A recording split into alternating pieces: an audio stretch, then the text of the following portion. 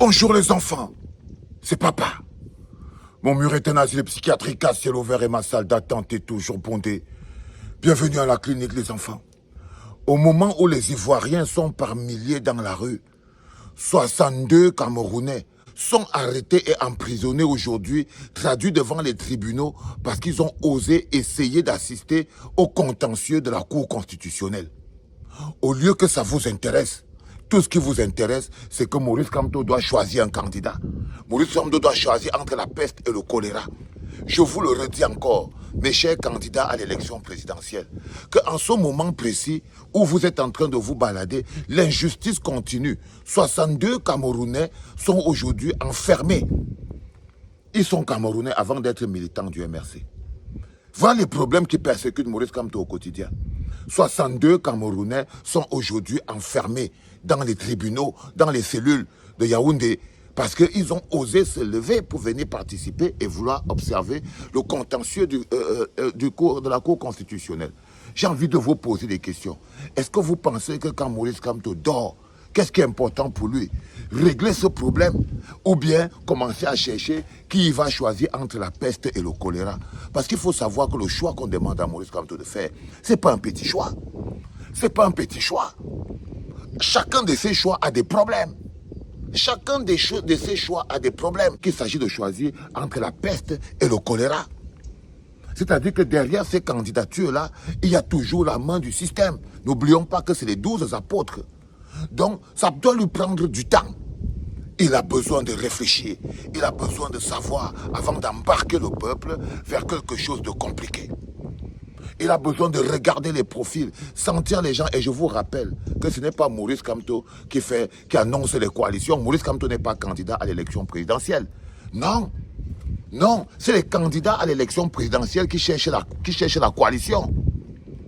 N'oubliez surtout pas, j'ai l'impression qu'on a oublié le plus important. Ce sont les candidats à l'élection présidentielle qui cherchent la coalition. Ce n'est pas quelqu'un qui a été éliminé qui est en train de chercher la coalition.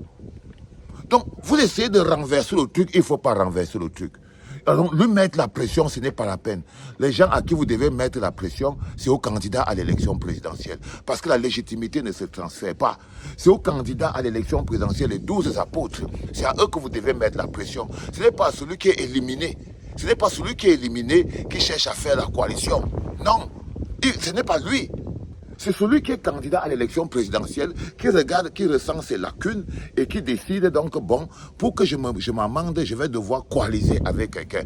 Donc le candidat qui est candidat à l'élection présidentielle commence à faire des démarches pour aller coaliser avec quelqu'un. Ce n'est pas Maurice Kamto couché chez lui qui doit maintenant se lever et partir taper dans les maisons des gens pour dire « je vais venir coaliser avec vous, je vais coaliser avec vous ». Non, non, c'est pas comme ça.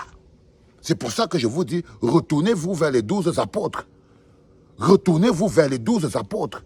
Les personnes qui sont aujourd'hui en train de jouer le jeu du système, qui nous imposent cette situation, c'est-à-dire les 12 apôtres que vous voyez là, c'est à eux de manifester un mécanisme de coalition avec le peuple, s'ils en ont besoin. Mais vous voyez très bien qu'ils n'en ont pas besoin, parce qu'ils n'ont pas l'intention de gagner quoi que ce soit.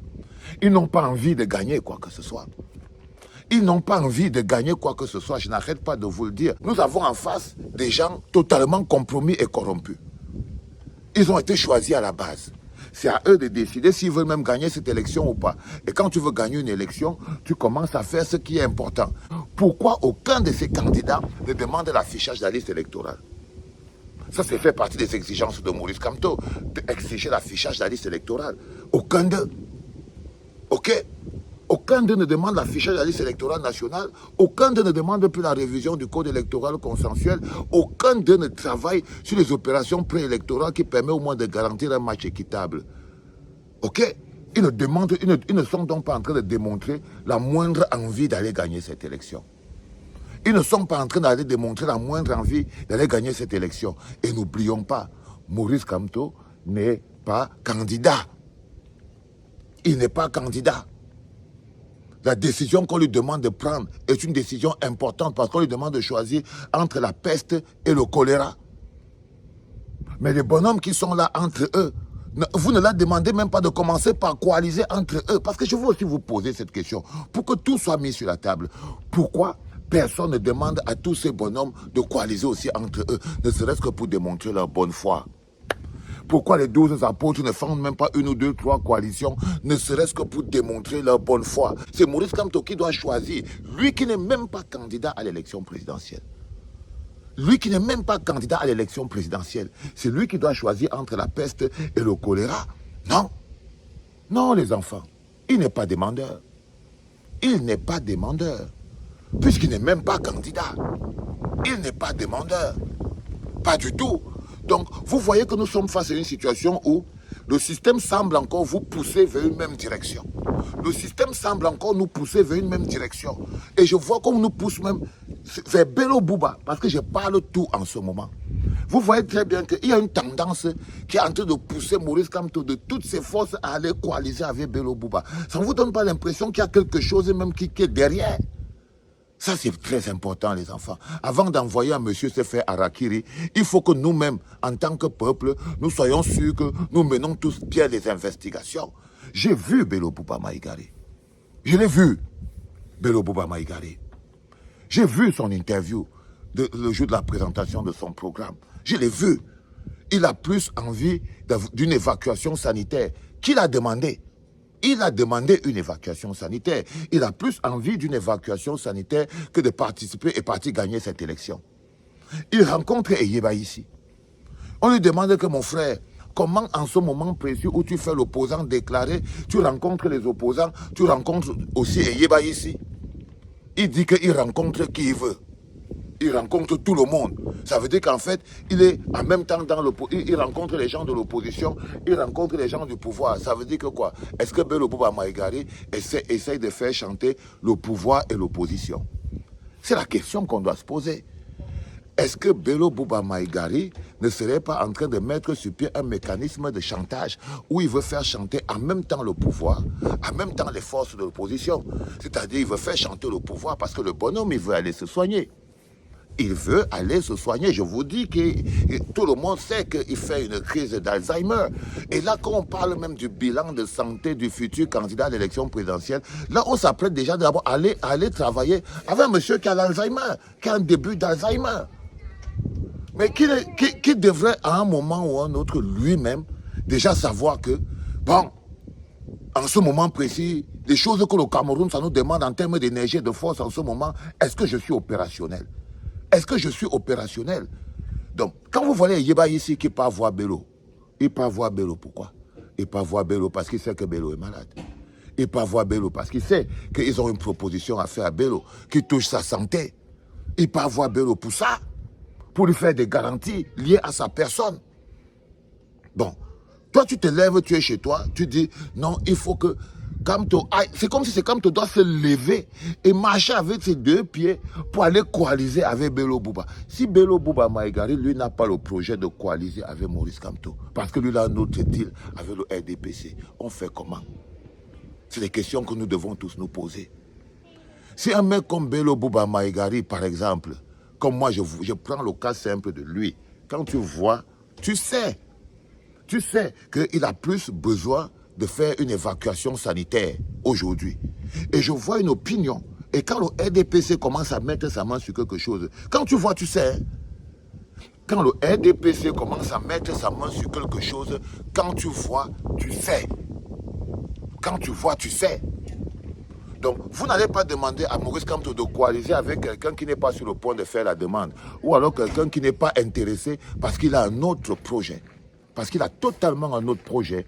Et dès que quelqu'un a un autre projet, je suis désolé, vous pourrez lui forcer la main. À part vous traîner en ridicule, il ne va rien faire. Il ne va rien faire. Parce que ce n'est pas à Maurice Kamto d'aller demander la coalition. Et vous essayez de le pousser. Tout le monde essaie de le pouler, qu'il aille coaliser, qu'il aille comme si c'est lui qui était candidat à l'élection présidentielle et il doit aller maintenant choisir avec qui il va coaliser. Il dit, toi viens, toi viens, toi viens. Non, Maurice Kamto n'est pas candidat à l'élection présidentielle. Donc ce n'est pas de lui que dépendent les coalitions. Ce n'est pas de lui que dépendent les coalitions. Ce sont les jongleurs qui constituent les 12 apôtres. Là, je vous ai pris par exemple le cas Bello Bouba Maïgari. Quand vous envoyez tu sens derrière, il y a un vent qui souffle, qui est en train de dire non, Il faut que tu ailles là-bas. Mais quand tu écoutes le Bello Bouba Maïgari, tu sens très bien qu'il protège quelque chose avec le système. Ça se voit comme le nez au milieu de la face. Ça se voit comme le nez au milieu de la face. Donc vous-même, faites quand même le temps de faire bien des investigations avant d'être en train de persécuter Maurice Kamto, d'aller coaliser avec qui. Non, ce n'est pas lui qui déclenche la coalition. Ce n'est pas l'équipe de Maurice Kamto qui peut se lever et dire qu'on peut demander la coalition. Non, ils ne sont pas candidats. Ce n'est pas comme ça que ça fonctionne. Ce n'est pas comme ça que ça fonctionne. Ce n'est pas comme ça. Moi-même, je veux. Mais ce n'est pas comme ça que ça fonctionne. Je suis malheureusement en train de constater que les candidats à l'élection présidentielle beaucoup d'entre eux ont reçu l'ordre de faire très attention. Celui qui va tenter la coalition, la pire des choses qu'on leur a interdit de coaliser avec Maurice Kamto. Interdit d'aller le chercher. Celui-là on va récupérer ce qu'on lui a promis. Il y a cette vérité-là. Il y a cette vérité-là. Les enfants, nous sommes dans un mécanisme de politique dynamique où nous avons 60 jours. Vous ferez mieux de rester éveillé et en alerte. Il n'y a rien qui est bleu, blanc. Ce n'est pas blanc, bonnet, blanc. C'est justement ça qui rend ce moment très intéressant. Vous ne pouvez pas seulement actionner sur Maurice Kamto à lui mettre la pression. Non. Non. Parce que finalement, ce n'est pas lui qui doit annoncer une coalition. Ce n'est pas lui, c'est les candidats à l'élection présidentielle qui annoncent la coalition de la personne avec qui il coalise. Ce n'est pas Maurice Kamto qui va vous dire un jour, il vient lundi, vous dit, oh, finalement j'ai choisi, je veux coaliser avec tel. Ce n'est pas comme ça que ça se passe. C'est le candidat qui est dans le besoin et qui demande à coaliser avec quelqu'un. Dès que ce candidat ne veut pas coaliser, ne manifeste pas le besoin, pourquoi c'est que vous pensez que Maurice Kamto se lèverait, par exemple, pour aller rencontrer, demander à coaliser avec un gars comme Bello Bouba ou Issa Chirouma ou bien n'importe qui, sans que celui-là n'ait fait la démarche express pour lui demander? Non. Et aucun d'eux n'est libre. La première chose que Ngongo leur a dit, celui qui veut voir ses enfants grandir, celui qui va se mettre dans les problèmes, qu'il aille demander la coalition avec Maurice Kamto. Ils savent que c'est la chose qu'il ne faut pas faire. Donc chacun tremble comme il peut. Chacun tremble comme il peut. Donc s'il vous plaît, il faut remettre l'église au centre du village. La légitimité, ne se transmet pas. Les gens qui veulent le soutien de Maurice Kamto, ça se demande et ça se mérite. Le soutien de Maurice Kamto, ça se demande et ça se mérite. Ça veut dire que la confiance de Maurice Kamto, donc la confiance du peuple se demande et se mérite. Donc on ne va pas passer autre que ça. Arrêtez donc de lui mettre la pression, permettez-lui d'observer, il a tout le temps. Ok, parce que quand quelqu'un est obligé de choisir entre la peste et le choléra, c'est pas la chose la plus facile. C'est pas la chose la plus facile, les enfants. C'était papa.